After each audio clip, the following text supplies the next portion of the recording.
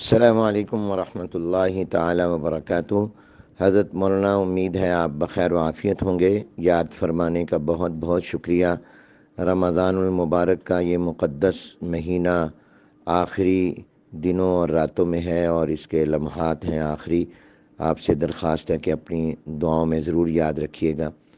میں دعا گو بھی ہوں اور دعا جو بھی ہوں۔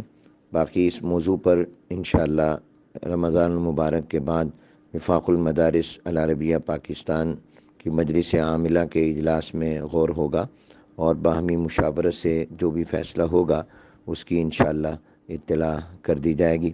باقی ہمارا تو سب کا ایک ہی مقصد ہے، وہ یہ کہ ہمارا یہ جو وفاق ہے، وفاق المدارس، یہ اکابر نے قائم کیا، اور وہ ہمارے اکابر وہ تھے جو اخلاص کا پیکر تھے اور جن کو اللہ تعالیٰ نے بہت ہی عظمتوں سے نوازا تھا، جو اللہ تعالیٰ کے مقبول بندے تھے، اور ان حضرات کی محنتیں اور مساعی جمیلہ جو ہیں یہ اسی کا نتیجہ ہے کہ آج الحمدللہ وفاق آفاق میں پہنچا ہے، اور وفاق المدارس کو اللہ نے ایک عظمت عطا کی ہے۔